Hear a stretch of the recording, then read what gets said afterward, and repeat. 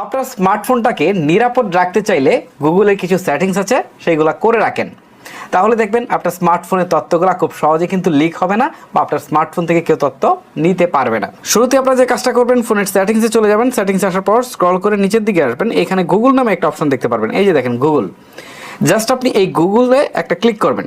Click করার পর এখান থেকে আপনি অল সার্ভিস নামে একটা অপশন দেখতে পারবেন, এই অল সার্ভিসে একটা ক্লিক করবেন। তারপরে এখান থেকে আপনি একটু স্ক্রল করে নিচের দিকে আসবেন।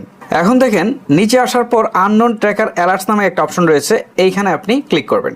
এখন দেখেন এখান থেকে তারা কি বলছে। সো যদি আননোন কোনো অ্যাপস বা ওয়েবসাইট যদি আপনার ফোনটাকে ট্র্যাক করার চেষ্টা করে, ঠিক আছে, সো তখন তারা কিন্তু আপনাকে নোটিফিকেশনের মাধ্যমে জানিয়ে দিবে। যদি এটা আপনার চালু করা থাকে, অনেকের এরকম বন্ধ করা থাকতে পারে, বন্ধ করা থাকলে এই অ্যালাউ অ্যালার্টসটা চালু করে দিবেন।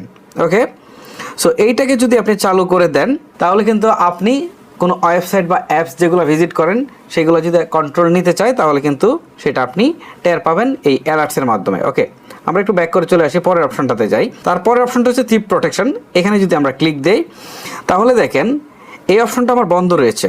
এটা চালু করলে কি হবে দেখেন, ধরেন আপনি ফোনটা নিয়ে আসলে ব্যবহার করছেন, এই অবস্থায় কেউ যদি ফোনটা টান দিয়ে নিয়ে যদি দৌড়ে চলে যায় তাহলে ফোনটা কিন্তু লক হয়ে যাবে, ঠিক আছে। সে কিন্তু ফোনটা নিয়ে গেলে কিন্তু ফোনটা লক হয়ে যাবে, ছবিতে ঠিক যেরকম দেখাচ্ছে এরকম। আপনারা এই কাজটা করবেন কি, এটাকে আপনারা চালু করে রাখবেন, ঠিক আছে। এই অফলাইন ডিভাইসের লকটাও কিন্তু আপনারা চালু করে রাখবেন। এই দুইটা জিনিস আপনারা মাস্ট বি চালু করে রাখবেন। ওকে, তারপরে আরেকটা অপশন রয়েছে রিমোট লক, এখানে ক্লিক দিয়ে এইটাকেও আপনারা চালু করে দিবেন, ঠিক আছে। তার মানে হচ্ছে যদি চোর ফোন নিয়ে চলেও যায় তারপরে এই অপশনগুলো চালু করে দিবেন, অথবা আপনি দূর থেকে কিন্তু ফোনটাকে লকও করতে পারবেন এই অপশনগুলো যদি আপনারা চালু করে রাখেন। এবং পরবর্তীতে যদি ফোনটা নিয়ে যায়, আপনার সেন্সিটিভ কোনো ডাটা থাকে, এই যে দেখেন find and erase your device, এখানে ক্লিক দিয়ে কিন্তু আপনি ডাটাগুলোকে সব কেটে দিতে পারেন। কারণ হয়তো বা থার্ড পার্টি কারো কাছে পড়লে কিন্তু আপনার সিকিউরিটি ব্যবস্থা বিঘ্নিত হতে পারে। সো এই জিনিসটা কিন্তু সবার জন্যই অনেক বেশি দরকারি, এই কাজগুলো আপনারা অবশ্যই ফোনে করে রাখবেন। ওকে, তারপর দেখেন আরেকটা অপশন রয়েছে ফাইন্ড মাই ডিভাইস। এটা সম্পর্কে আপনারা মোটামুটি সবাই জানেন।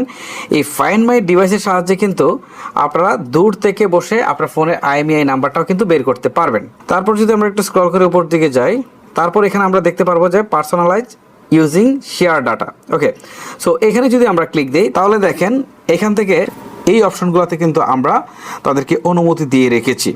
এখন এখানে তারা বলছে কেন এটা দিয়েছি, গুগলের যে ডেভেলপার রয়েছে তারা আসলে দেখবে যে আমরা কি ব্যবহার করছি বা আমাদের রুচি কি, সেইটার অনুপাতে কিন্তু তারা এই ফোনটাকে আরও অনেক কিছু ডেভেলপ করার চেষ্টা করবে, ঠিক আছে। এটা একটা ভালো দিক, বাট প্রবলেম হচ্ছে তারা অনেক সময় আমাদের ডাটা বিক্রিও করে দিতে পারে। সো আপনি চাইলে এই অপশনগুলোকে বন্ধ রাখতে পারেন। তার মধ্যে আমি এই বলবো ক্রোম ব্রাউজারটাকে শুধু বন্ধ রাখতে, ঠিক আছে। ক্রোমটাকে আর এক্সটার্নাল মিডিয়াকে বন্ধ রাখবেন। ওকে, তাহলে দুইটা বন্ধ রাখলেই মোটামুটি হয়ে যাচ্ছে। তারপর আমরা একটু ব্যাক করে চলে আসি, পরের অপশনটা হচ্ছে ইউজ অ্যান্ড ডায়াগনস্ট। এখানে যদি আমরা ক্লিক দেই, সো এখান থেকেও আমরা এই অপশনটা জাস্ট কি করব, আর এই অপশনটা যদি আপনাদের অন করা থাকে এটাকে আপনারা অফ করে রাখবেন। সো এই অপশনটা দিয়ে গুগল এক্সপেরিমেন্ট করতে পারে। সো এইটাতে আপনার ব্যাটারি লাইফটা একটু বেশি কনজিউম হতে পারে। সো দরকার কি, আপনার সিকিউরিটি ব্যবস্থাটা ঠিক থাকলো, সো এটাকেও আপনি বন্ধ করে রাখবেন। ওকে, সো গাইজ এই হচ্ছে মূলত আমার আজকের ভিডিও। আশা করি ভিডিওটি আপনাদের ভালো লাগবে, আর এরকম প্রয়োজনীয় ভিডিওগুলো মাস্ট বি আপনারা আপনাদের ফেসবুকের টাইমলাইনে শেয়ার করে রাখবেন, কারণ এইটা আজকে না হোক 5 বছর 10 বছর পরে হলেও আপনার কাজে লাগবে।